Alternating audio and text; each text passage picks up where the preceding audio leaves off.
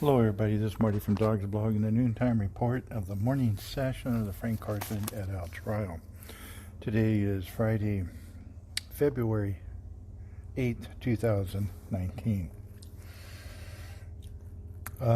Court got in session around, the jury was up around 9:50. It was scheduled for 9:30, got up around 9:50. Judge on the bench just a couple minutes later. Judge Gohell continuing his recross of Robert Woody. And Robert Woody, he was asked about, Jai was asking about, he denied involvement to Kurt Bunch in the March 1st of 2014 interview. And he said that because he didn't trust Kurt Bunch. He said, yes, correct. In the 8/14 of 2015 interview, he denied any knowledge to investigators, to Investigator Brody. That's the wrong date. That's probably 3/14 of 14. He denied any involvement to Investigator Brody. And he said, correct, I didn't trust him. I noticed too about this time, Robert Woody's dad, Robert Woody Sr., had come into the courtroom and sat down in the back row across from me, and he caught the attention of several people in the room. And so Jai Gohell also asked if he lied to Dale Lingerfeld because he didn't trust him. He said, correct. They immediately had a sidebar because Robert Woody's dad came into the room while Jai Gohell was asking that question. Yeah, they immediately had a sidebar, and then Marlissa Ferrer had asked Kurt Bunch, obviously, to ask Mr. Woody Sr. to leave the room. Jai Gohell continued on. Robert Woody Sr. is a potential witness, and that's why they had that concern. Jai Gohell then asked Robert Woody that he had made jail calls to his father to say Steve Jacobson and Kurt Bunch were trying to make him say things that were wrong or untrue. He says, was that a truth or a lie? He said that was a lie. So he didn't trust his father was a question that came from Jai Gohell next, wondering why he was lying to his father. He says, well, I don't think so, is when he was confused by the question. On 8/15 of 2015, he went to several locations, the Pop McCormick, the Frank Carson property in the mountains, doing the walkthroughs. He was driven by law enforcement officers. He was in jail garb and handcuffed and shackled. Robert Woody said he didn't know how to get there. They drove to a dirt road. It was during the daylight hours. Corey Brown was taking video from the approximate area, I guess, where the remains were. It wasn't really clear the way it was said. Marlissa Ferrer had multiple objections on this. In fact, she was objecting so much that she didn't know why she was objecting. The judge said the legal basis, and she struggled and stammered along, and she just was saying objection to object. And most of her objections were overruled. Of course, there were some that were sustained. But this was an ongoing thing all morning long. Jai asked him at some point, was Corey Brown by where the remains were found or where he had left them? He said correct. He had two pictures that he put up on the overhead. And Robert Woody had said there was no red flags on the ground, but there were pictures that showed red flags on the ground. In the next picture, he said he also said he didn't see any red flags, or that's what he had testified to, but there were also red flags in the second picture and also in the video that was taken at the time. There were red flags, but Robert Woody does not recall seeing any red flags on the ground, the evidence marker type of flags. He also put on the overhead the drawing that he made on the interview on, it was actually March 1st of 2014, but he dated it March 2nd, 2014, where he drew on the map locations where Corey Kaufman, he said, was taken down on the Frank Carson property, to illustrate what happened. On July 22nd, 2016, with Marlissa Ferreira and Steve Jacobson, in that interview, he said that Walter Wells was present at the scene. He was outside, sitting in a car with his windows rolled down, and yelled at him to go back inside and clean the mess up. And Jago Hill said, well, you did testify to say that in that interview, didn't you? And he says, yeah. And was that true? And he says, well, no, that wasn't true. Walter Wells was not there. He was asked, did he give specific details of Frank Carson taking a gun from Daljeet Atwal at the scene? He said, yes, that's what he did. And he had drawn on the picture of the,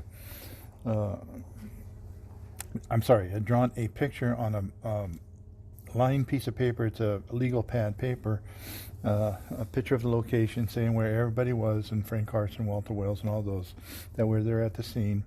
And where Frank Carson had, the gun had been handed off to, from Daljeet Atwal to Frank Carson. He says, well, was that a lie that Frank Carson was on the scene? He says, yes, that was a lie. He put up on the overhead this number 737 picture that puts, for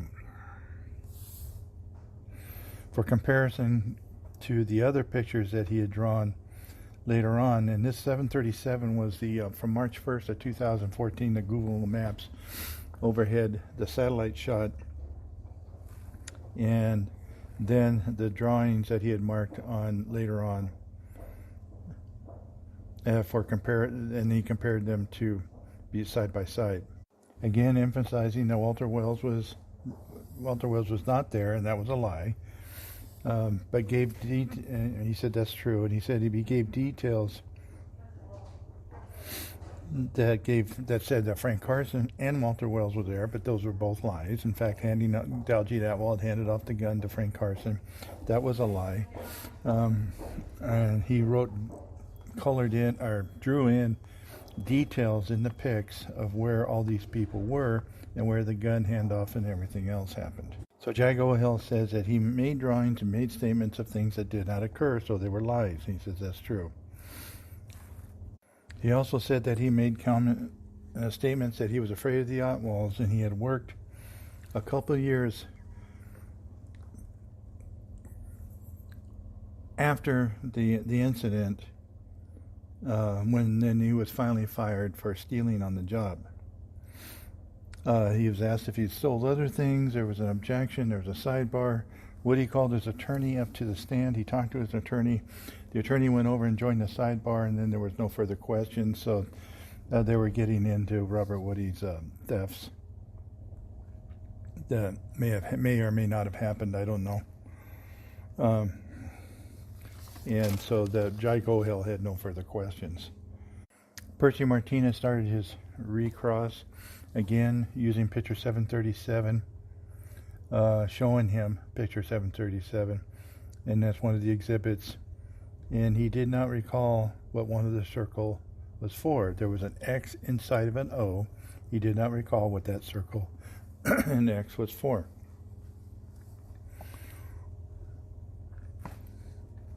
Marlisa Ferreira made an objection at that point and said it was vague what the question was, and she said circle. Well, Percy Martinez was talking about the X that was inside the circle, and the judge told her to overruled her and gave her one of those looks. He also said that he's not sure if the circles and all the other marks on the paper were for, on the pictures that were for. He might have put vehicles in there. He did not recall. He only put the circle and the X in the circle on the diagram, indicating where something had been done there. He didn't really recall either on that. he wasn't sure what all those markings on that picture were for. There was also other circles and shapes. There was a rectangle and other things.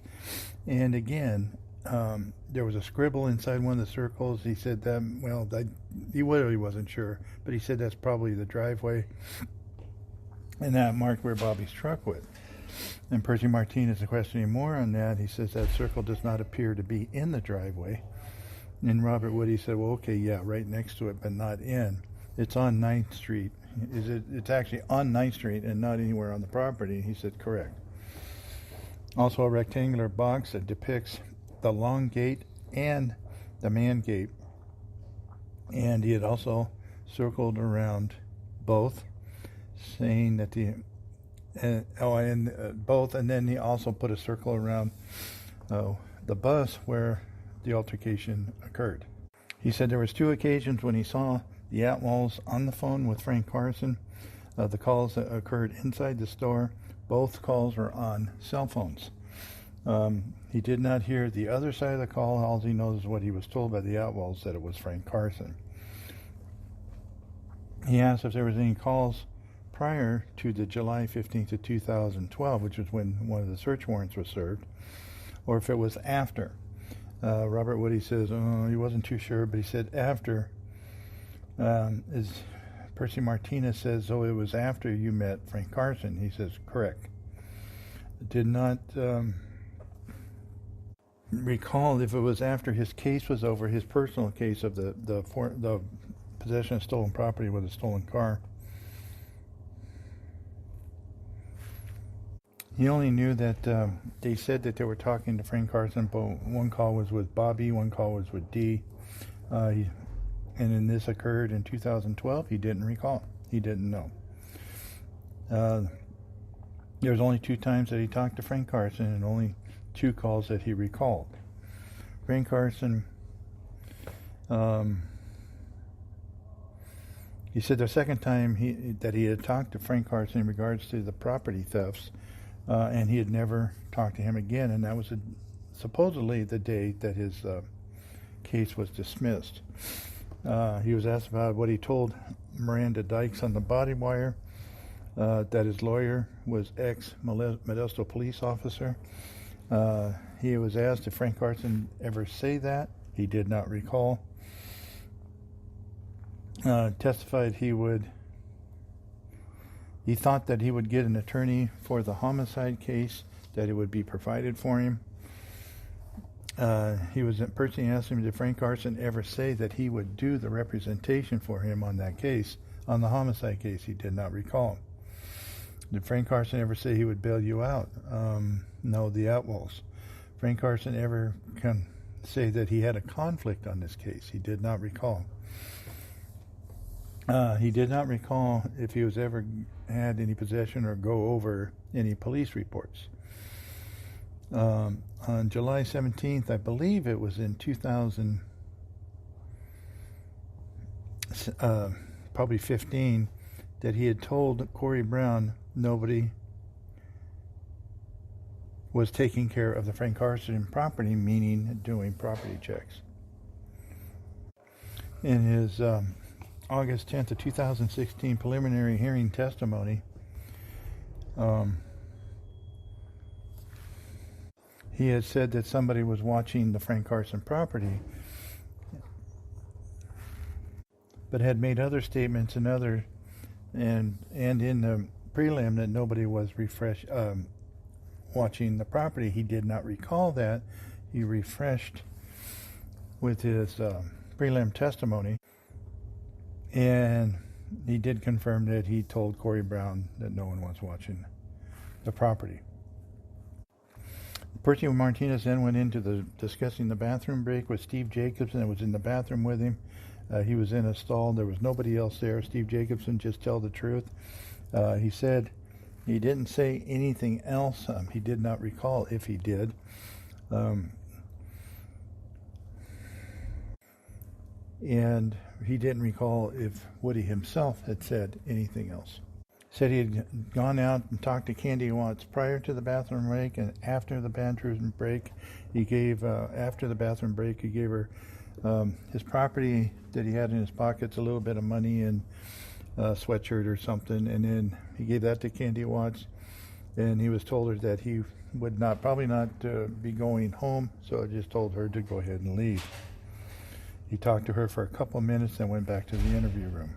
When they re-entered the interview room, Kurt Bunch had said that he had made a statement in the bathroom, and Robert said he wasn't being truthful.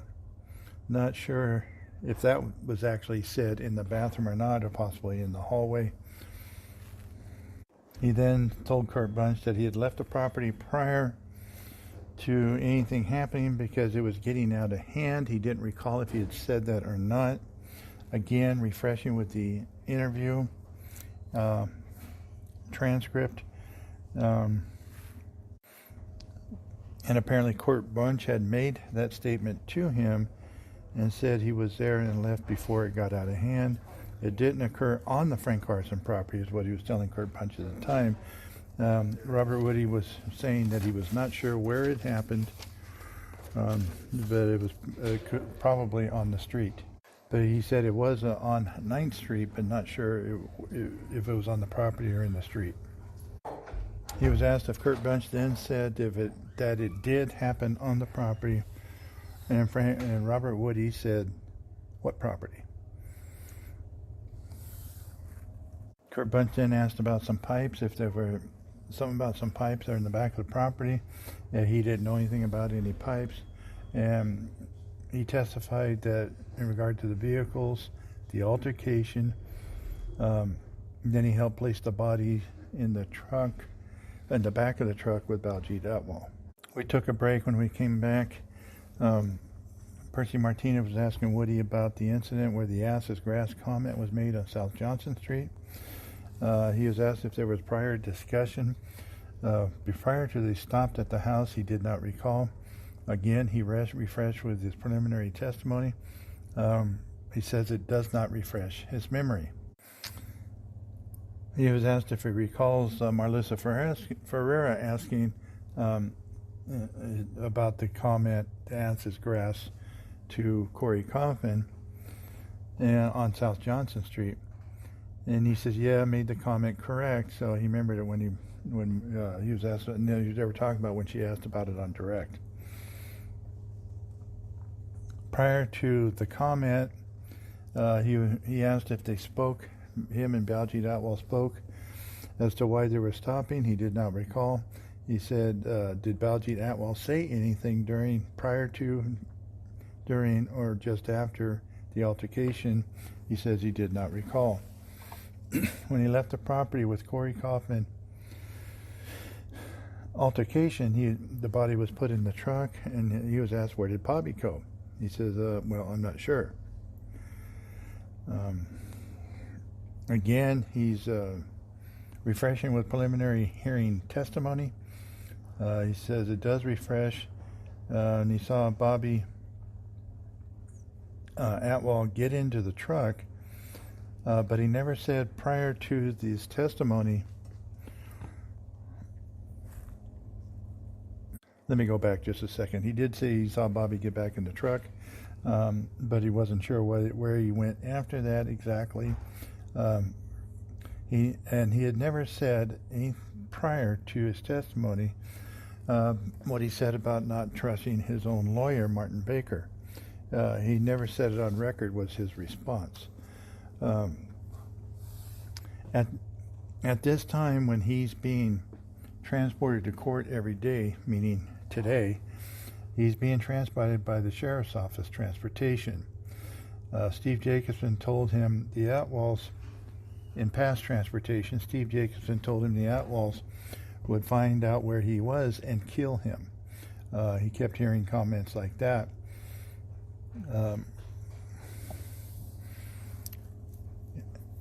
Yesterday, he said in 2015 he had told the truth. That was in the 8/14/15 interview. And he said that he had put the fingers and toes in the river, and that was a lie, wasn't it? He said, well, yeah, that was a lie. So he's a little confused about what the truth is and what his lies are. He was asked if Robin Attenhofer or if he had told or told in an interview that Robin Attenhofer had helped fill in the grave hole at Poppencourt. He did not recall. Again, refreshing with his preliminary testimony, he says, correct, that's true. So there was a sidebar, again, another issue. I have no idea what it was. So they did refresh. And Marlissa Ferrer, during this cross-examination, was furiously objecting. And there was one point where she said that misstates the evidence, and Judge Neer looked at her and says, no, it doesn't. That's exactly what it says. So she was constantly doing that. She would make objections and didn't have a legal basis for it. She would stutter and try to come up with something off the top of her head. She was just objecting to object. So they come back from the sidebar. He said that Robin Attenhofer had filled in the hole at Poppencourt. So Percy Martinez said, you didn't know that Bobby or Dee were checking the property. He says, well, that's true. You told that the digits were in the river off of Highway 140, and Robin Attenhofer helped you get rid of the digits. He says, well, that's true, and those are all lies. So Percy Martinez had no more further questions at this time. It was right at 11:59 for lunchtime, and so we broke for lunch, and we'll be back at 1:30. And it'll probably be Marlissa Ferrer going back on redirect, so this could be painful again. I don't know. We'll see what happens. Don't forget the podcast tonight. I'll try to have it up by 6 o'clock. Sometimes it's a little late the way I'm doing things now. I have to get into a better routine of getting things done. So I'll try to have it up by 6 o'clock. It'll be up on my site, nowhere else, on Dawgs blog, and you'll get your notifications through either email, Dawgs blog, or Dawgs blog notifications. However you receive it, you'll still get a notification, and just click on that link and it'll take you where it is.